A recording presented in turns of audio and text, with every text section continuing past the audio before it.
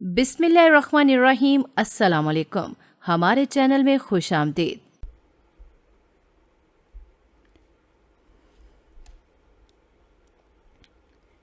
آج 3 دن سے گھر میں ڈھولک کھڑک رہی تھی۔ شام ہوتے ہی جانے کہاں سے لڑکیاں قافلے کی صورت نمودار ہوتیں، پھر ہنسی کہہ کے ڈھولک کی ڈھم ڈھم کان پڑی سنائی نہ دیتی۔ جنید میاں نے بھلا یہ شور شرابہ، یہ ہنگامہ کب دیکھا یا سنا تھا؟ 11 سال کے بعد پاکستان آئے تھے، سچ ہو گئے۔ چچی جان نے ان کو اسی لیے اوپر کا کمرہ دیا گیا تھا کہ شور سے پریشان نہ ہو جائیں، لیکن آوازیں ہوا کے دوش پر لہراتی کھڑکی سے روشن دان سے کمرے میں پہنچ جاتی۔ کھڑکی بند، روشن دان بند، مگر جھریوں یا دراڑوں کے ذریعے سفر کرتی جنید میاں کی ساتھ میں گنگناتی۔ رات کے وقت کہیں جا بھی نہیں سکتے تھے، کسی سے واقفیت نہ تھی، راستے بھی انجانے۔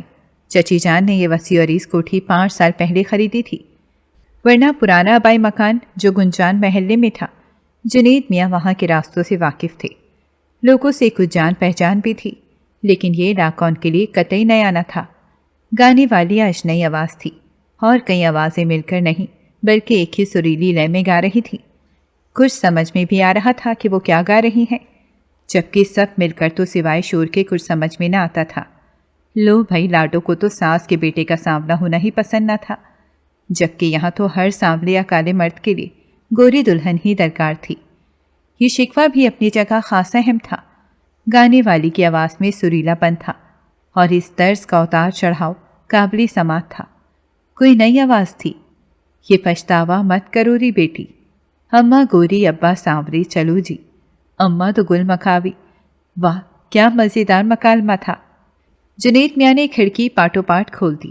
ڈھولک کی آواز بھی دھیمی تھی، اسی لیے الفاظ صاف سمجھ میں آ رہے تھے۔ اب بھابھی نند کو آم تلے کھڑی اداس دکھائی دی تھی۔ وہی سوال، وہی جواب۔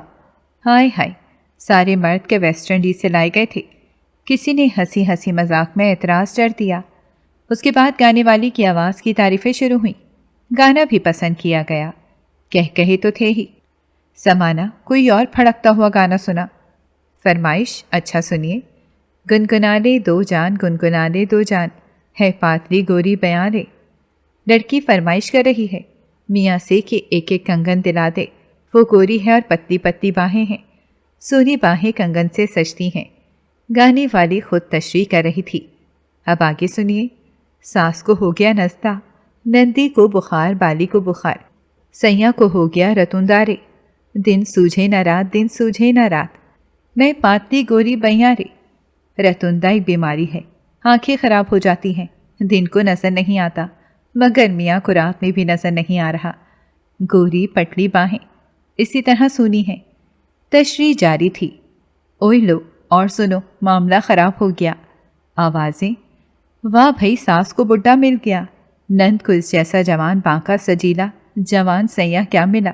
پڑوسن، جی جلے نا تو اور کیا ہوگا؟ پڑوسن کے پلے بندھے سیاں جی، گوری باہیں کنگن کو ترستی رہ گئیں۔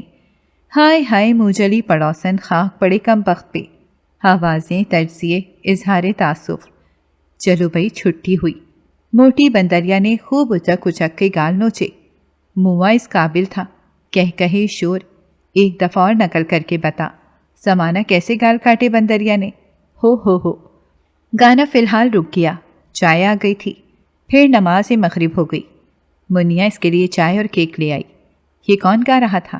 میرا مطلب گانے والی کون تھی منیا؟ جنید بھائی جان، سمانا باجی تھیں۔ اتنا اچھا گاتی ہے نا، اتنا مزہ آ رہا تھا، ساتھ ساتھ نقل بھی کر رہی تھی۔ منیا کے چہرے سے اس کے لطف کا اندازہ ہو رہا تھا۔ آنکھیں پوری کھلی ہوئی، ہاتھوں کے اشارے خوشی سے بے قابو۔ پتہ ہے نانی جان کو بھی بہت اچھا لگا۔ جھٹ سے 100 روپے نکال، فٹ سے ان کو تھما۔ اچھا، اور یہ سمانا باجی ہے کون؟ آپ کو نہیں پتا؟ ہائے، تو پھر راشد بھائی کا کیا پتا ہوگا کہ کون راشد بھائی؟ وہ لج گئے۔ دیکھا، مجھے پتا تھا۔ ارے اپنی سمانا باجی کے میاں۔ جنید میاں نے ایک کیک پیس اس کی طرف بڑھایا۔ لو کھاؤ، اب بتاؤ کون ہے یہ سمانا باجی؟ وہ جلدی جلدی کیک نگلنے لگی۔ پھر پوچھ کر بتاؤں گی، کہہ کر نیچے بھاگ گئی۔ پتہ نہیں اب کس سے کیا پوچھے گی اور کوئی کیا نتیجہ خاص کرے گا۔ خیر، میں نوید سے پوچھ لوں گا۔ نیچے ڈھولک بند تھی، कुछ आवाज़ें, कुछ डांट टपट मुस्तकिल किसी को पुकारा जा रहा था। नवीद न जाने कहाँ था। इसका इंतज़ार फजूल था। बेजार होकर नीचे आए। मर्द लोग नमाज के लिए मस्जिद गए हुए थे। ख़वातीन बरामदे में नमाज अदा कर रही थीं। लड़कियां फ़िलहाल ढोलक से अलग टुकड़ियों में बटी हुई खुसर पिसर कर रही थीं। किचन में चंद लड़कियां काम से ज़्यादा बातों में मगन थीं। वो अपनी चाय वाली ट्रे ले आए थे जिनमें केक और एक खाली प्लेट थी। वो अंदर आकर खनकारे तो लड़कियों ने मुड़कर इन्हें देखा। हाय अल्लाह जुनैद भाई, आप ये ट्रे क्यों ले आए? मुनिया ले आती। आप मेहमान हैं, एक चमकीली सी लड़की बोली। जुनैद भाई, आप तो खासे दूल्हा दूल्हा से लग रहे हैं, बने संवरे। दूसरी पटाखा ने शोशा छोड़ा। हाय, सिर्फ नहाकर लिबास अच्छा पहना और बाल ही बनाए थे। अरे हटो, दूल्हा नहीं हीरो लग रहे हैं। तीसरी ने राय जनी थी। हाँ, ये कहना चाहती थी, मुंह से दूल्हा निकल गया। इसीलिए कहते हैं सोच समझ कर मुंह से बात निकालनी चाहिए। कभी कोई साथ कबूलियत की भी होती है। और भी अच्छा है अगर ये हम में से किसी के दूल्हा बन जाएं। बड़ी तेज़ बेतकल्लुफ़ किस्म की लड़कियां हैं। वो झेप गए। आइए, कुर्सी मौजूद है, हमसे भी कुछ राज़ो न्याज कर लें। कनाडा के मौसम पर बात हो जाए। एक लड़की तो आगे आकर इन्हें पकड़कर खींचने लगी। कुर्सी पर बिठाकर ही छोड़ा। ओह, ये तो बहुत बोल्ड है, तवक्का न थी। एक लड़की प्लेटें जमा कर रही थी, दूसरी चमचे गिनकर रखती जा रही थी, तीसरी चूल्हे पर रखे बड़े देगचे में बड़ा चमचा चला रही थी। सब ने अपना काम मौकूफ़ कर दिया और इन्हें देखने और इशारे करने लगी आपस में। खाने में कितनी देर है? सटपटा कर पूछ बैठे। इतनी हसीन लड़कियों की निगाहों का मरकज़ बने रहना। उफ़, भूख लगी है तो आप खा लें यहीं। नहीं, सबके साथ खाऊंगा। आप अमेरिका की किस रियासत में रहते हैं? एक लड़की उसके सामने कुर्सी पर डट गई। मैं कनाडा से आया हूँ, टोरंटो से। ओह अच्छा, याद आया, मेरी एक सहेली भी टोरंटो में रहती है। इसका नाम निशा है, आप इसे जानते हैं? उसके अब्बा का बहुत बड़ा स्टोर है वहाँ। नहीं भाई, वो झेप गए। मैं वहाँ किसी पाकिस्तानी लड़की को नहीं जानता। तो आप सिर्फ कैनेडियन लड़कियों से ही मिलते हैं बस? जुनैद मियाँ शर्मा गए। अरे नहीं भाई, कहते हुए अपनी जगह से उठकर किचन से निकल गए। ताक़ुब किया शदीद कहकों ने। दुल्हा भाग गया।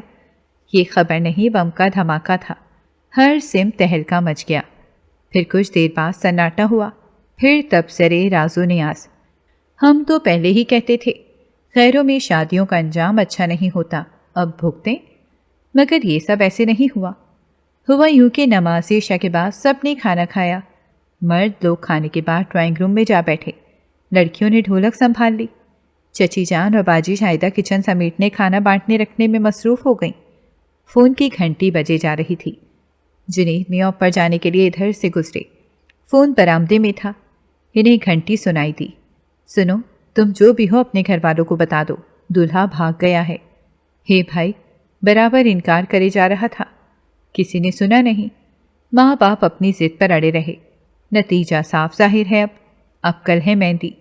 वो आता है कि नहीं कुछ नहीं कह सकते। मेहंदी हो कि ना हो, शादी हो कि ना हो, बस सबसे कह दो। हेलो सुनिए, आप हैं कौन? कहाँ से बोल रही हैं? जुनैद मियाँ हक्का बक्का थे। भाई मैं जो भी हूँ, शादी वाले घर से बोल रही हूँ। तुम्हारी तरफ भी ढोलक खड़क रही है। मैंने पैगाम पहुँचाना था, पहुँचा दिया। लड़की वालों को भी बता दो। खैर सलाम। जुनैद मियाँ असहद परेशान हैरान रिसीवर को घूर रहे थे जहाँ अब खामोशी थी। कैसा पैगाम? किसका पैगाम? वो अनजान थे। किससे कहें और फ़ोन करने वाली का नाम तक नहीं। फिर हिम्मत करके लाउंज के दरवाजे पर आकर खड़े हो गए। ना चची जान नजर आई, ना बाजी शाहिदा। ख़वातीन तो कई थीं, मगर वो ज़्यादा पहचानते ना थे। न जाने इतनी औरतें कहाँ से जमा कर ली थी चची जान ने। सुनिए, ज़रा सुनिए। एक बनी सवरी लड़की गुजरी, इसी को पुकार बैठे। वो आ गई। जी कहिए। मुंतज़िर नज़रों से इन्हें देखने लगी। वो आप चची जान को बुलवा सकती हैं? इनसे बात करनी है बहुत ज़रूरी। क्यों, मैं पसंद नहीं आई? क्या बुराई है मुझ में? मुझसे कर लें जो बात करना है। आपसे नहीं। चची जान या बाजी शाहिदा हैं? उफ, सबकी सब पटाखा हैं। मुंह बनाती वो पटाखा लड़की झूमती जामती गई और बाजी शाहिदा को पकड़ लाई। लीजिए, आ गई आपकी बाजी शाहिदा। कर लें बात। क्या बात है जुनैद मियाँ, कुछ परेशान हो? وہ سمجھ گئیں۔ جی باجی، وہ ابھی ایک فون اٹینڈ کیا تھا میں تو چاہتا تھا کہ آپ کو یا چچی جان کو بلاؤں، مگر کوئی سامنے نہ تھا، اسی لیے میں نے بات کر لی۔ مجھے مشکل کبھی ایسی تو نہ تھی۔ ہاں فون؟ اچھا، کس کا فون؟ باجی میں نے پوچھا آپ کون ہیں تو انہوں نے کہا میں جو بھی ہوں، لڑکی والوں کو پیغام دے دو، لڑکا شادی پر راضی نہیں۔ وہ انکار کرتا رہا، کسی نے سنی نہیں، اب وہ کہیں بھاگ گیا ہے، پتہ نہیں مہندی پر بھی آتا ہے کہ نہیں، شادی بھی ہوتی ہے کہ نہیں۔ باجی ٹکر ٹکر انہیں دیکھ رہی تھیں۔ تم نے سنا یہ سب؟ جی باجی میں پوچھتا رہا آپ کون، مگر باجی بدحواس باختہ ہو کر انہیں دھکا دیتی ہوئی باہر نکلی۔ ان کا رخ ڈرائنگ روم کی جانب تھا، وہ بھی ان کے پیچھے چل پڑے۔ ظاہر ہے سب ان سے ہی گواہی طلب کریں گے۔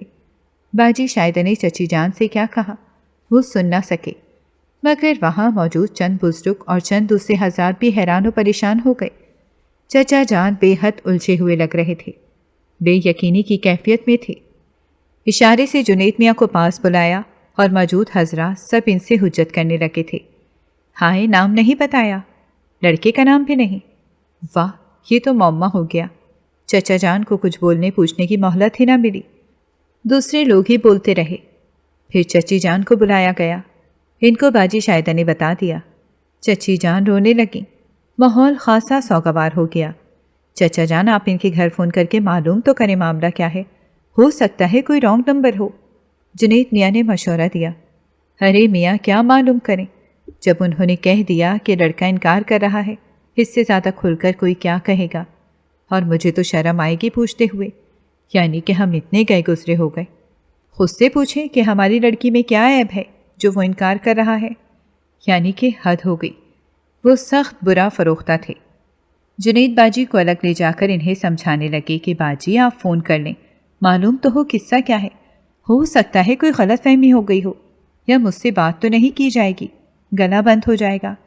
باجی شائدہ بے حد رنجیدہ تھیں، وہ ان کے جذبات سمجھتے تھے، پھر بھی کوئی تو ان لوگوں کے مسئلے کا سبب معلوم کرے، کوئی بھی، مگر وہاں سب گرمی جلال کے زیر اثر۔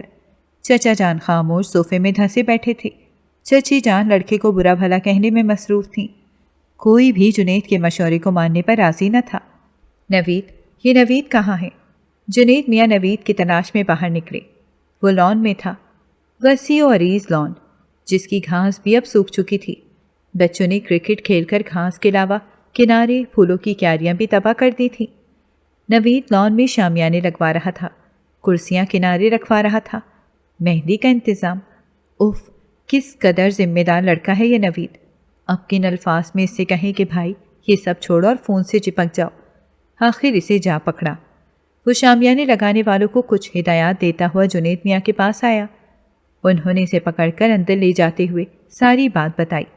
نوید کی سٹی گم ہو گئی۔ یہ کیسے بھلا؟ یہ کس طرح ہو سکتا ہے؟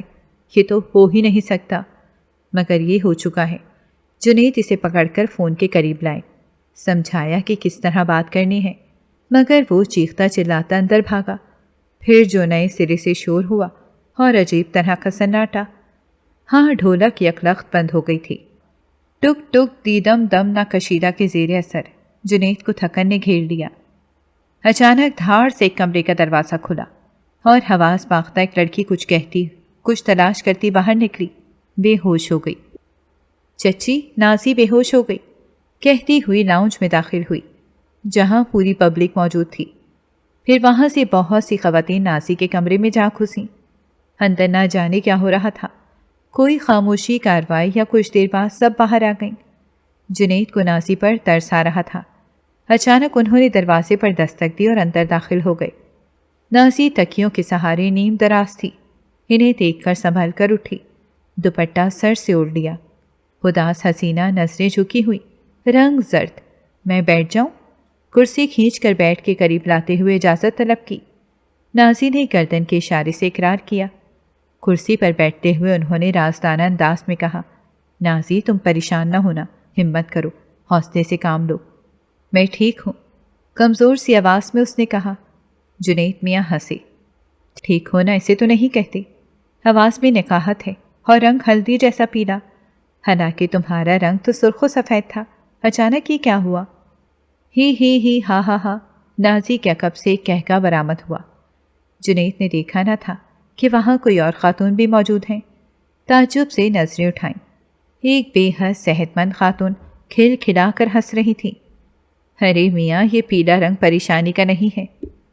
3 دن سے صبح شام اپٹن ملا جا رہا ہے، خوشبوؤں والی جڑی بوٹیوں کو رگڑ کر ہلدی ملا کر۔ آیا کچھ سمجھ میں؟ دلہن کی رنگت پیلی ہو تو میک اپ اچھا ہوتا ہے، روپ آتا ہے کافی تفصیل پسند محترمہ ہے، یہاں سب بے تکلفی سے پیش آتے ہیں، یہ محسوس کیا جنید میاں نے۔ وہ چپ ہوئی تو جنید نے گلا صاف کر کے آہستہ سے کہا، دیکھو نازی، تمہارے پاس تمہارے منگیتر کا فون نمبر ہوگا، اسے فون کرو، اس سے بات کرو، آرام سے مسئلہ پوچھو۔ اتنی بڑی توہین کے بعد میں اسے فون کروں؟ حیرانی تھی۔ کوئی حرج نہیں، معلوم تو ہو کہ یہ بات درست ہے بھی کہ نہیں، کسی نے ویسے ہی، میرا مطلب ہے کہ غلط بھی ہو سکتی ہے۔ ہجی کوئی غلطی نہیں ہوئی، کوئی اور پسند آ گئی ہوگی، آج کل کے لڑکوں میں تلون بہت ہے۔ نازی کے پیچھے سے ارشاد ہوا۔ نہیں، یہ نہیں ہو سکتا۔ نازی تڑپ گئی۔ وہ مجھ سے بہت محبت کرتا ہے، اتنا اعتماد کرتا ہے نہیں، کرتا تھا کہو بنو، بلکہ کرتا ہوگا۔ حقب سے لقمہ دیا گیا۔ تم فون تو کرو، ابھی پتہ چل جائے گا۔ جنید نے اصرار کیا۔ کیا کہوں سمجھ میں نہیں آ رہا۔ بہت مایوس ہو کر نازی نے کہا، یہی کہ آخر مسئلہ کیا ہے؟ وہاں سے جو فون آیا اس کی حقیقت کیا ہے؟ اور یہ کہ اگر یہی کرنا تھا تو آخر مقصد کیا ہے؟ جو بھی پوچھ سکتی ہو پوچھو۔ جنید کے اصرار پر آخر نازی نے تکیے کے نیچے سے موبائل نکالا، نمبر ملایا، منہ بنا کر بولی، بند ہے۔ اس کی بہن یا بھابھی کا نمبر، کسی سے بھی رابطہ کرو، اکلوتا ہے، بہن ہے نہیں۔ پھر بھی بار بار ملاتی رہی، کوئی جواب نہ ملا۔ ویسے تمہارا موبائل تو بہت خوبصورت ہے، کافی قیمتی لگتا ہے۔ جنید نے اس کے چہرے کی مایوسی سے متاثر ہو کر توجہ ہٹانے کے لیے بات بدلی۔ شرجی کا دیا ہوا ہے، عید کا گفٹ۔ نازی کے حلق سے آواز نکلی، شرجی کون؟ ارے وہی ہرجائی بے وفا شرجیل، پیچھے سے مطلع کیا گیا۔ اب یاد آیا، دلہا کا نام شرجیل تھا۔ نازی اب پھوٹ پھوٹ کر رو رہی تھی۔ بے وفا ہرجائی کے لیے قیمتی آنسو بہا کر خود کو اذیت پہنچانا فضول ہے۔ وہ مایوس ہو کر کمرے سے باہر آ گئے۔ ادھر سے باجی شاہدہ سے ٹکراؤ ہو گیا۔ تم یہاں نازی کے کمرے میں کیا کر رہے تھے؟ عجیب مشکوک سا لہجہ تھا۔ کچھ نہیں، میں تو نازی کو تسلی دینے آیا تھا کہ فکر نہ کرے، سب ٹھیک ہو جائے گا۔ جنید میاں نے ان کو بھی تسلی دینی چاہی۔ سب ٹھیک کیسے ہو جائے گا خود بخود؟ باجی شاہدہ غصے میں تھی یا صدمے کے باعث بگڑی ہوئی تھیں؟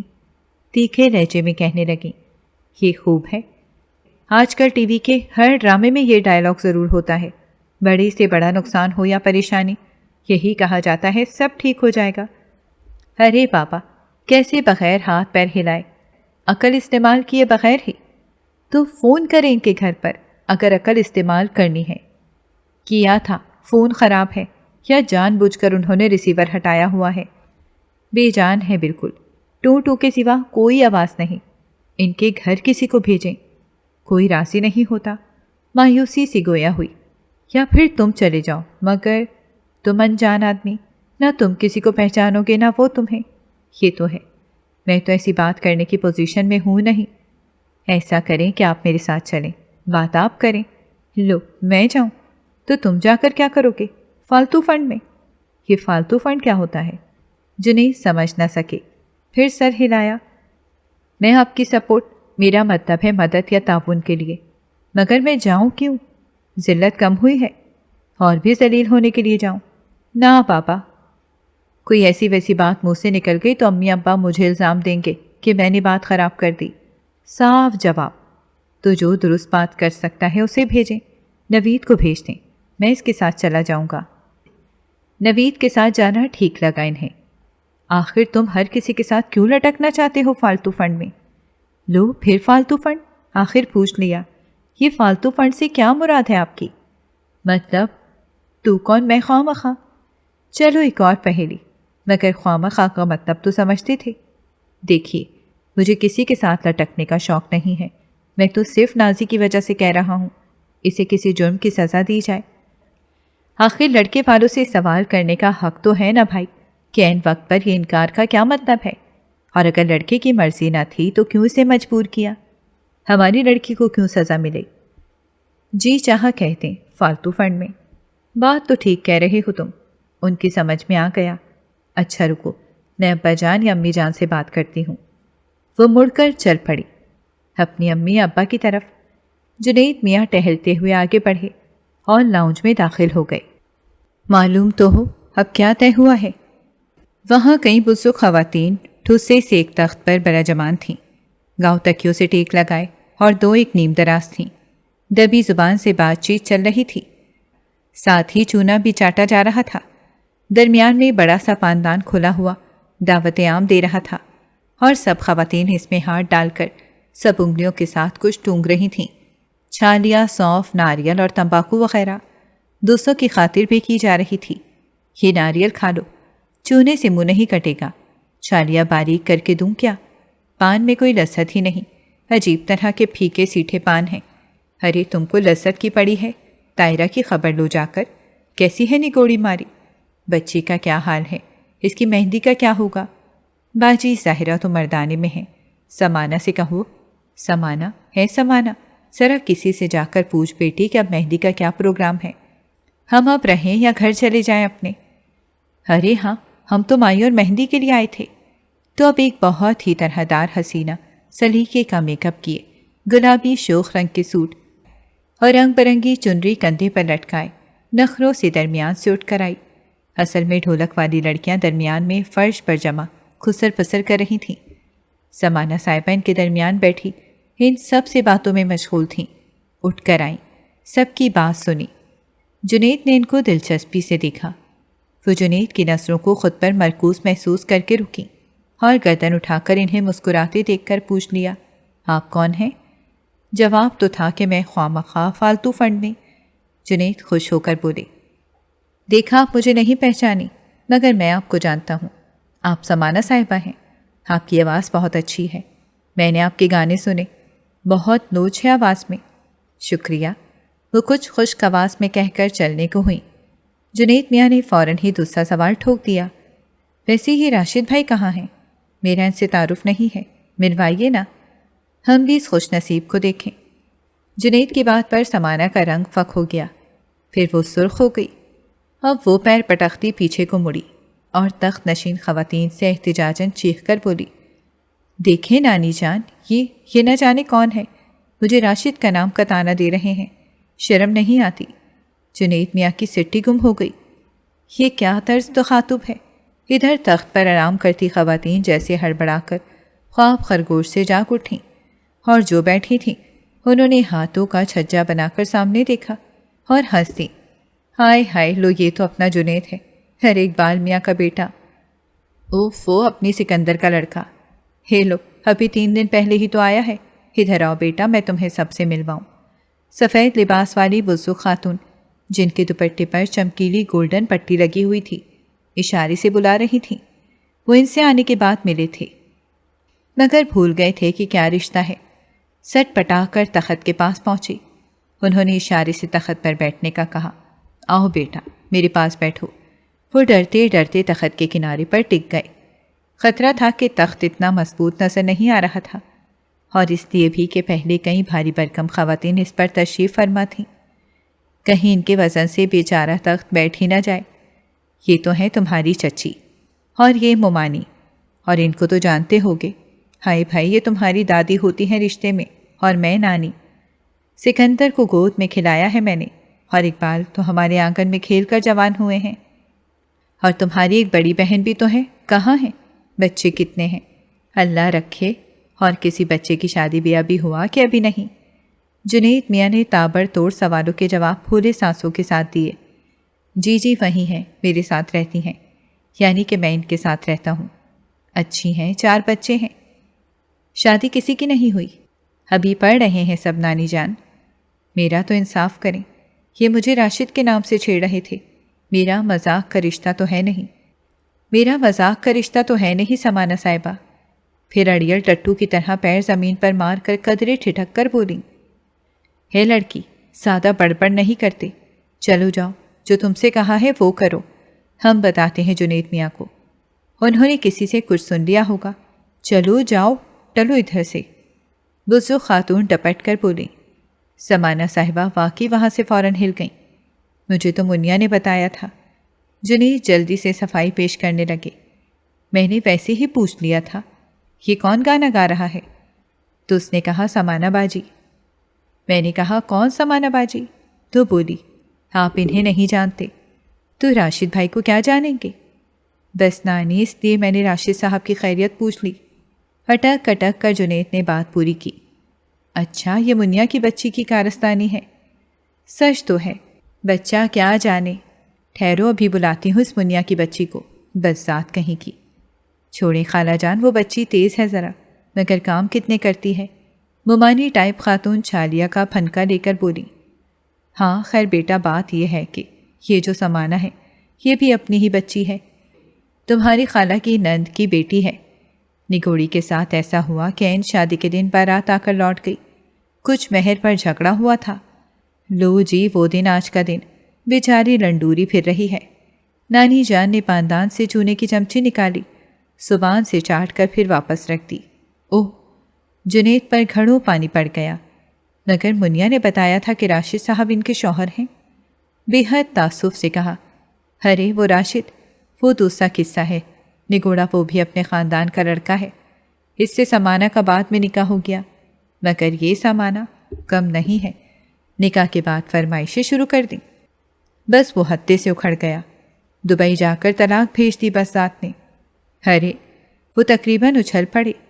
مزید تعصب، یہ کیسا ملک اور کیسا خاندان ہے جہاں مہندی کے دن دولہا شادی سے انکاری ہو جاتا ہے، بارات واپس چلی جاتی ہے، نکاح کے بعد رخصتی سے پہلے طلاق۔ کس قدر بد اخلاق معاشرہ ہے۔ لڑکیوں کی زندگی کو کھیل سمجھ کر جو مرضی کرتے رہو۔ افسوسناک بلکہ شرمناک رویہ ہے۔ کیا لڑکیاں اتنی بے بس ہیں؟ کیا وہ انسان نہیں؟ ان کو اتنا ادنا درجہ دیا ہوا ہے کہ جو چاہے دھتکارے، جب چاہے ٹھوکر مار دے۔ اور یہ خاندانی لوگ کس طرح اس المیے کو چٹخارا لے کر بیان کر رہے ہیں جیسے کہ عام سی بات ہے۔ مذاق ہے، شاید یہاں اسے مذاق سمجھا گیا، اسی لیے تواتر سے ہوتا رہتا ہے۔ غور کرو تو کتنی اذیت ناک کہانی ہے۔ پتہ نہیں اب بیچاری نازی کے ساتھ کیا ہونے والا ہے۔ کتنی معصوم سی ہے، کس قدر رونق چہل پہل کے نام پر ہو رہی ہے۔ اب کیا ہوگا؟ مہمانوں سے کیا کہا جائے گا؟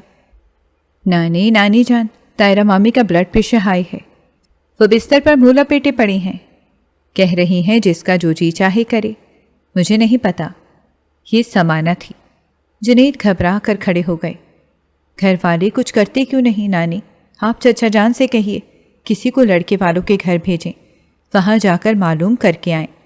انہوں نے نانی سے کہا، سچ کہتے ہو، کسی کو ان لوگوں سے بات کرنے کے لیے جانا چاہیے، ہاتھ پر ہاتھ رکھے بیٹھے رہنے سے تو کچھ نہیں ہوگا۔ اچھا کہتی ہوں۔ وہ تخت سے اترنے لگی تو جنید نے انہیں سہارا دے کر اتارا۔ سمانہ ابھی بھی جنید کو گھور رہی تھی۔ وہ گھبرا کر نانی کے ساتھ ہو لیے۔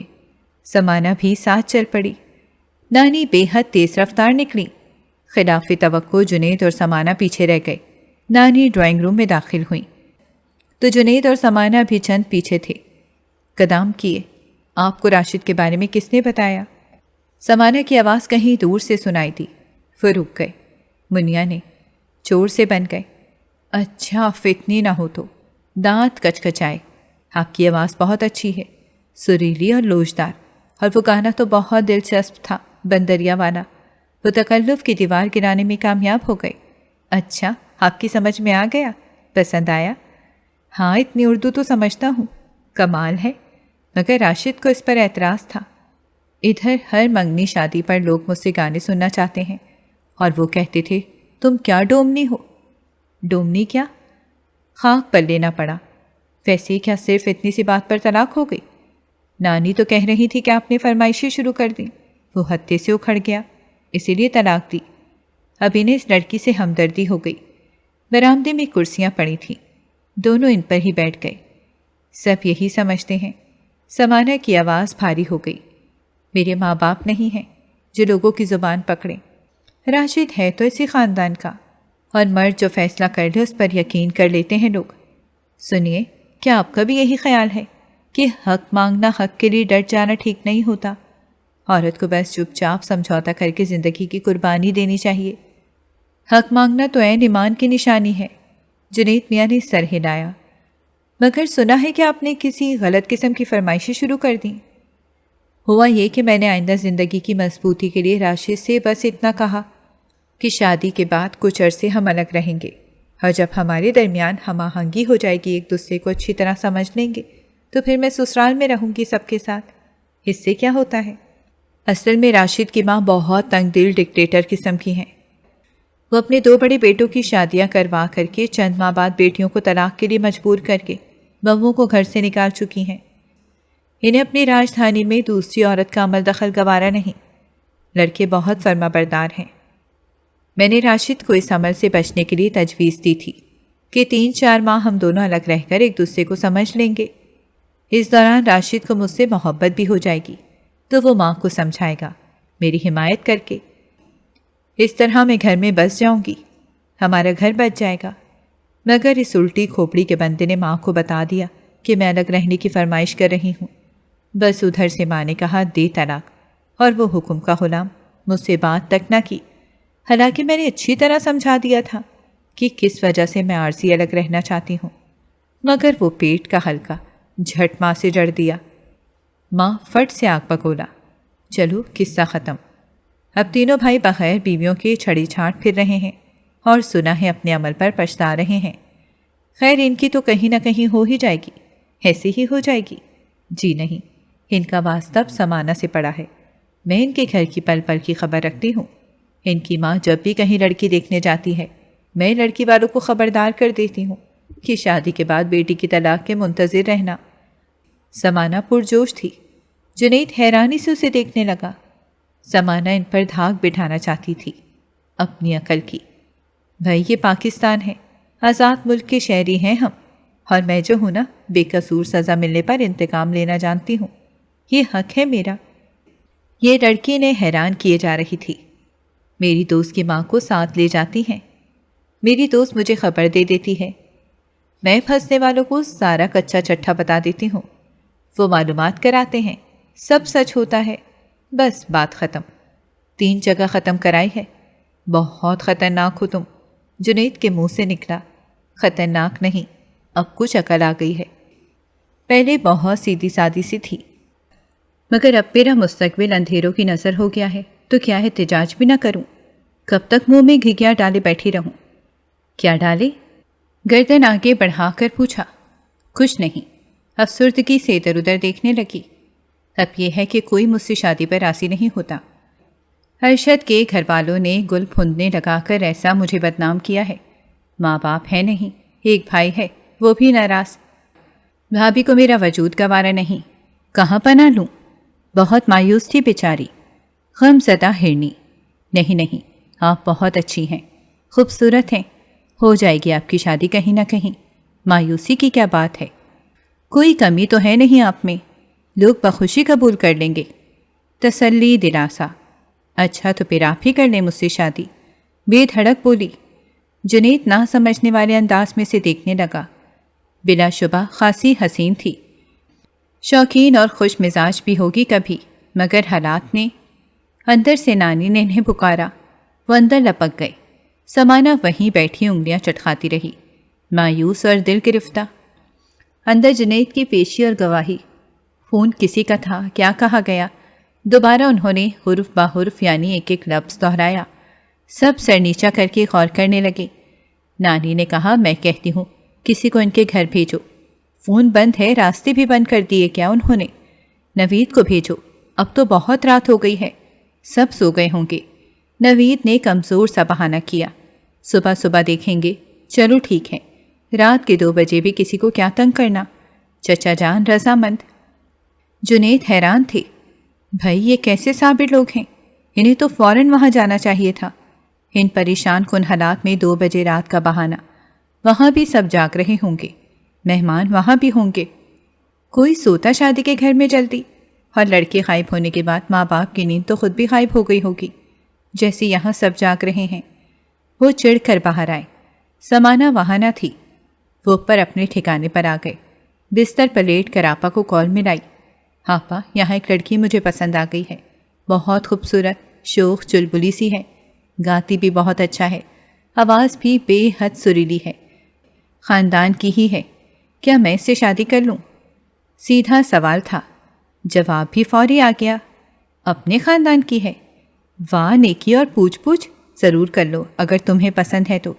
نکاح کے بعد کاغذات تیار کروا لینا ویزے کے لیے، کچھ زیورات میرے پاس ہیں، بھیج دوں یا یہیں سے خرید لو۔ شادی کے لیے اچھے سے کپڑے اس لڑکی کی پسند سے لینا۔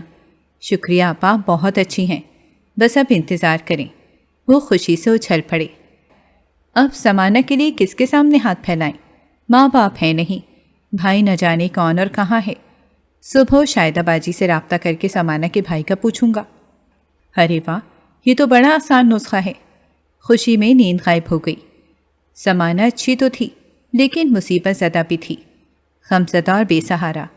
اس کا سہارا بننا ثواب بھی ہوگا۔ سمانہ نے خود ہی ان سے شادی کی فرمائش کی تھی۔ اس لڑکی کو مطالبات کی عادت تھی شاید۔ اچھی بات ہے، اپنے مستقبل کی بہتری کے لیے، خوشیوں کے حصول کے لیے دل کی بات ظاہر کرنا۔ وہ آپا کی منظوری کے بغیر اس کے سامنے اقرار نہ کر سکے۔ دراصل آئے تو اسی مقصد کے لیے تھے، بلکہ بھیجے گئے تھے۔ آپا کی ایک رشتے کی نند کنواری بیٹھی، کسی کینیڈین یا امریکن شادی کے انتظار میں۔ بھائی صاحب نے کہا کہ جنید ابھی جا کر دیکھیں، مل کر کوئی فیصلہ کریں، اگر پسند آ جائے تو فوری شادی۔ دوسری صورت میں گجرانوالہ میں بھائی صاحب کی سگی بڑی بہن رہتی ہیں، ان کی 2 بیٹیاں ہیں، جو اچھی لگے ان سے شادی کر لینا، میں خود آپا سے بات کر لوں گا، وہ انکار نہیں کریں گی۔ ادھر جنید کی آپا نہیں چاہتی تھیں کہ ان کے سسرال کی کوئی لڑکی جنید کی بیوی بن کر آئے اور ان کے سینے پر مونگ ڈلے۔ انہیں یہ رشتے پسند نہ تھے، مگر بھائی صاحب کے اصرار پر جنید میاں مجبور ہو کر آ گئے۔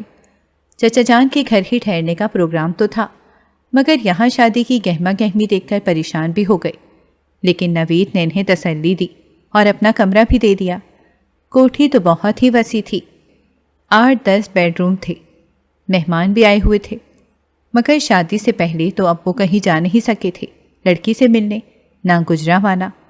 یوں بھی آپا کا خیال تھا کہ لاہور والی نند کی عمر زیادہ ہے، گجرانوالہ والی بھانجی آفت کی پرکالہ ہوں گی، کیونکہ ان کے خیال میں چھوٹے شہر کی لڑکیاں بڑے شہر میں آ کر دیدہ ہوائی ہو جاتی ہیں۔ بہرحال اب تو انہوں نے سمانہ کے لیے اقرار کر لیا تھا، باخوشی تقریباً۔ صبح کو نیند آئی، دیر سے آنکھ کھلی۔ نوید اپنی الماری کھولے کھٹر پٹر کر رہا تھا۔ کیا ہوا نوید؟ تم ہو آئے ہو ناسی کے سسرال سے؟ وہ کوہنی کے بل بیڈ پر لیٹے تھے۔ لو کہاں، ابھی تو سو کر اٹھا ہوں اور امی نے منع کر دیا ہے۔ جنید میاں کی کونیاں لچک گئیں، دھب سے بستر پر گرے۔ کیوں؟ حیرت کی زیادتی، حواس باختہ ہو گئے۔ امی نے کہا ان لوگوں کو خود آنا چاہیے تھا معذرت کے لیے۔ فون کھڑکا دیا، جیسے ہم اتنے گرے پڑے دھوبی جلا ہیں یا پتہ نہیں کیا ہیں۔ پہل ادھر سے ہوئی ہے، وہی کم ذات ہیں۔ تفصیلی بیان جنید کی آنکھیں پھیل گئیں۔ ارے کیسے اللہ توکل لوگ ہیں، کسی کو اپنی بیٹی بہن کی زندگی کا خیال نہیں؟ کیا نازی بھی سمانہ کی طرح؟ فون کر کے دیکھا تھا، کیا تھا، بند تھا یا پھر خراب؟ ایکسچینج سے مطلب کمپلینٹ کرو اگر خراب ہو تو۔ نوید نے مڑ کر حیرت سے انہیں دیکھا۔ کیا وہ بھی ہم کریں؟ ان کا گھر بھی مہمانوں سے بھرا ہوا ہے، کوئی بھی کر سکتا ہے، گھر والے گھر سے باہر جا کر بھی کام کر سکتے ہیں، مگر میرا خیال ہے انہوں نے اسی مقصد سے بند کیا ہوا ہے کہ یہاں سے بات نہ ہو سکے۔ ایک ہی شہر ہے، اب کیا وہ گھر بھی چھوڑ گئے ہوں گے؟